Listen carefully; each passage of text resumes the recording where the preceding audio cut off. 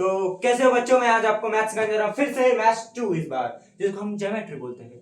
तो मैथ्स 2 का पहला चैप्टर है सिमिलरिटी और ये बहुत ही ज्यादा इजी है, लेकिन हाईएस्ट मार्क्स नहीं, हाईएस्ट मार्क्स तो किसी और में 12 मार्क्स का है, बट इसमें भी होते हैं टोटल 10 मार्क्स।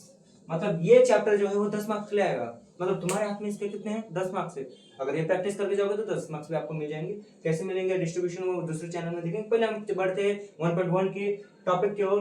पहला देखो 1.1 पूरा बेस है इस पे, और इसका अराउंड 3 मार्क्स का आएगा। मैं बोलता हूँ आएगा, 2 मार्क्स के लिए कंफर्म आएगा, 3 मार्क्स के लिए चांसेस है। तो आगे बढ़ते हैं। अभी जो ये फर्स्ट थ्योरी है जिस पर पूरा चैप्टर डिपेंड है, मतलब ये 1.1 डिपेंड है, वो क्या है? ये जो है वो है ratio of area of two triangles. इसका मतलब दो ट्रायंगल के एरिया का रेशियो क्या होगा? एरिया ऑफ दो ट्रायंगल, एक ट्रायंगल है ये, इसका एरिया नीचे दूसरे ट्रायंगल का, अगर हम करस्पॉन्डिंग सोचेंगे ना, करस्पॉन्डिंग नहीं रिस्पेक्टिवली सोचेंगे तो ऐसा आएगा। ठीक है कि एक ट्रायंगल उसके रेशियो में यानी रिस्पेक्ट में दूसरा एंगल।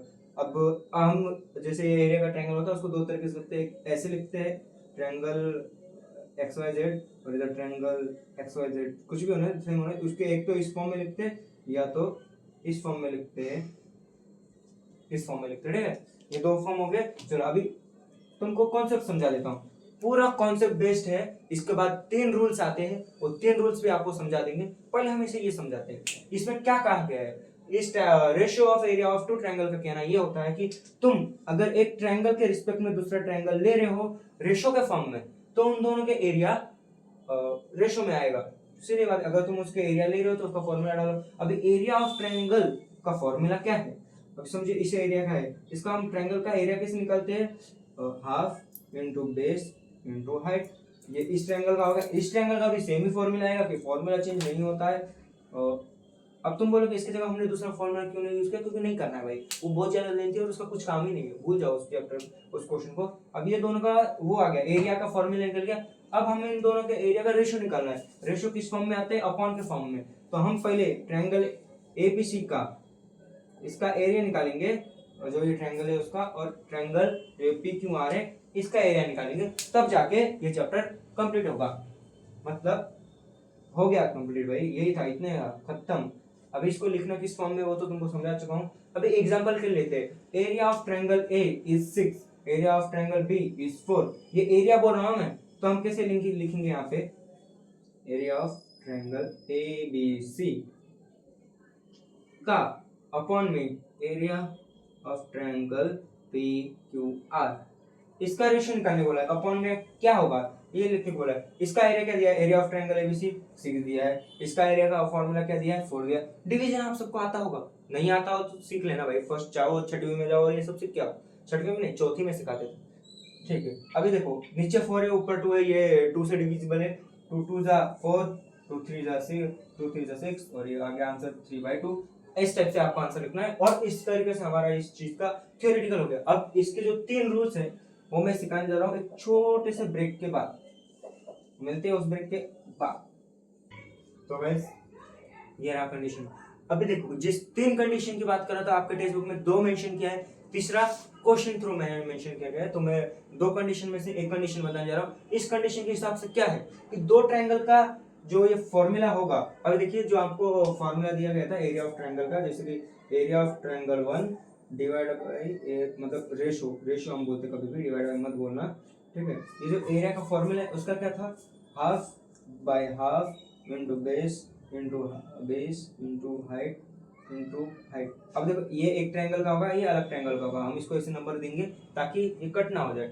अभी ये हाफ और ये हाफ तो दोनों ऊपर नीचे सेम है, तो ये कट हो जाएंगे। क्यों? क्योंकि डिवीजन पार्ट में ऊपर नीचे जो सेम होता है वो कट हो जाता है, उसकी वैल्यू हट जाती है। तो फिर हमारा जो फॉर्मूला निकल के आता है वो क्या है?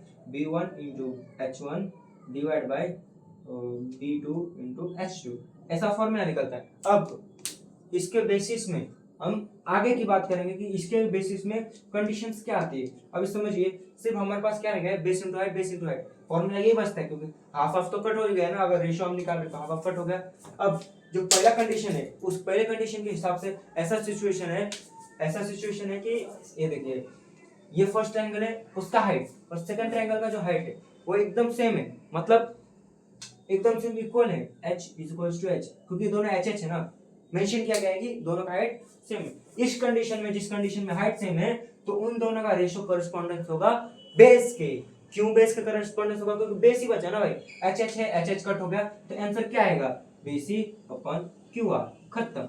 मतलब पहला कंडीशन इतना बताता है, अगर ट्रायंगल की हाइट सेम है तो उनका एरिया करस्पॉन्डेंस होगा बेसेस के। बस पहला कंडीशन खत्म हो गया, 2 मिनट में आया। आ गया मैं ब्रेक के बाद, अब मैं फिर से सिखाने जा रहा हूँ सेकंड कंडीशन। अब कंडीशन नंबर सेकंड के हिसाब से हमारे मैथ्स का जो फॉर्मूला बनता है वो क्या है? अब देखिए इस कंडीशन में क्या होता है, जो दो ट्रायंगल है उनका बेसिस सेम होता है। बेस सेम होता है मतलब क्या होगा?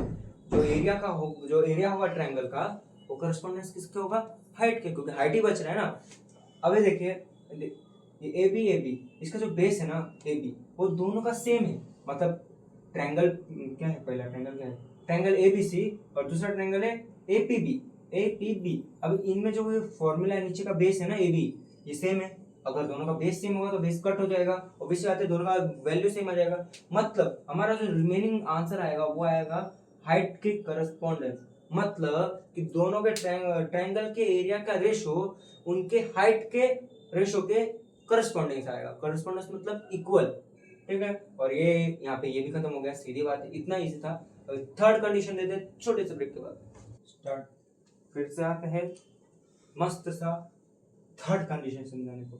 इस थर्ड कंडीशन में बहुत ज्यादा लोगों को कंफ्यूजन होता है। मोस्ट प्रोबेबिलिटी इसकी चांसेस है कि ये नहीं आएगा। ये आएगा तो डायरेक्ट 2 मार्क्स के लिए या 3 मार्क्स के लिए सेमेस्टर में आएगा, ठीक है। सेमेस्टर में प्रीलिम में भी चांसेस है, लेकिन इतनी नहीं है। क्यों? क्योंकि ये इतनी मायने नहीं रखता ये वाला पॉइंट, ठीक है। वो आएगा किसमें? जो बॉक्स फिल करने वाला एक्टिविटी होता है ना क्वेश्चन, उसमें आएगा, बस उसी में आएगा। बाकी मैं तुमको पेपर पैटर्न सिखाऊंगा वो अगले वीडियो में। पहले हम इसके टॉपिक में जाते हैं। अब इस कंडीशन में क्या होता है? इस कंडीशन में क्या होता है कि दो ट्रायंगल है, अभी उसमें का एक मीडियन निकाला और उनके बेसिस है ना सेम है। मीडियन निकालो नहीं निकालो कोई बात नहीं, लेकिन अगर बेसिस सेम है और वो ट्रायंगल एक दूसरे के अंदर आते हैं, इसका मतलब क्या होगा? उनका हाइट जो इमेजिनरी लाइन होगा, let me consider it as this h height, ठीक है, हाइट वो भी सेम होगा। क्यों? क्योंकि देखिए हमने जो ट्रायंगल लिया है AMC और दूसरा ट्रायंगल लिया है BMC। मतलब एक मिनट इसमें मैं करता हूँ, ये ऐसे ऐसे और इसमें ऐसे ऐसे ऐसे ऐसे। तो ये जो ट्रायंगल है और ये जो ट्रायंगल है, इनका हमें रेशियो निकालना है। अब ये दोनों ट्रायंगल एक ट्रायंगल के अंदर आ रहे हैं, दोनों ट्रायंगल एक ही ट्रायंगल के अंदर आ रहे हैं और दोनों के बेसिस सेम है, तो उसका हाइट भी सेम है क्योंकि वो एक ही ट्रायंगल के अंदर आ रहे हैं ना। अभी इसको थोड़ा कंफ्यूजन हो रहा होगा, समझा के देता हूँ कि ये एक ट्रायंगल है, ठीक है, एक ही ट्रायंगल है, तो उसका बेस एक ही मतलब हाइट, बेस सॉरी बेस नहीं, हाइट कभी भी एक ही होगा, ठीक है। एक ट्रायंगल के दो हाइट नहीं होते। लेकिन अगर बीच में अगर मैं कोई तो एक ट्रायंगल निकालू ऐसे और उनका जो बेस है मतलब बेस सेम है, इसका हाइट अलग होगा, रुको, हाँ, let me teach you again. हाँ, तो देखिए इसमें क्या होगा कि इसमें एक मीडियन होगा जो एक ट्रायंगल को दो इक्वल हिस्से में भाग देगा, ठीक है। अगर एक ट्रायंगल दो हिस्से में भागा हुआ है, तो अभी ये जो मीडियन निकला हुआ है वो मीडियन सामने वाले को दो हिस्से में डिवाइड कर देगा। मतलब ये इसको हो जाएगा। अभी हमारे ट्रायंगल की ये ट्रायंगल और ये ट्रायंगल की बात हो रही है, ठीक है। तो अभी इनका बेसिस सेम हो गया है, लेकिन ये दोनों ट्रायंगल एक ही ट्रायंगल के अंदर आते हैं, इसके लिए इनका हाइट भी सेम हो गया। मतलब थर्ड कंडीशन में क्या होगा कि जो दोनों का है ना हाइट और जो बेस है वो इक्वल होगा। मतलब बेस से बेस कट गया, हाइट से हाइट कट गया। अब भी अगर ये सब कट गया है तो आंसर तो हमारे 0 आना चाहिए। क्या बेवकूफ इंसान हो, 0 तुम्हें पता नहीं है क्या? अगर नीचे से कट गया, हर जगह से कट गया, तो एक ही ऑप्शन बचता है, वो है सेल्फ, मतलब 1। हर जगह से कटने के बाद सेल्फ यानी 1 अकेला रह जाते हैं। हर जगह से कट गया तो आंसर एक ही रहा, अकेला। तो बस 3 कंडीशन खत्म हो गया। प्रैक्टिस सेट 1.1 की तरफ बढ़ते हैं। कंडीशन समझा चुका हूँ, जिसको समझ में आ गया वेरी गुड, नहीं समझ में आया मेरा सिखाना गलत हुआ, आई एम रियली सॉरी। 1.1 की तरफ बढ़ते हैं।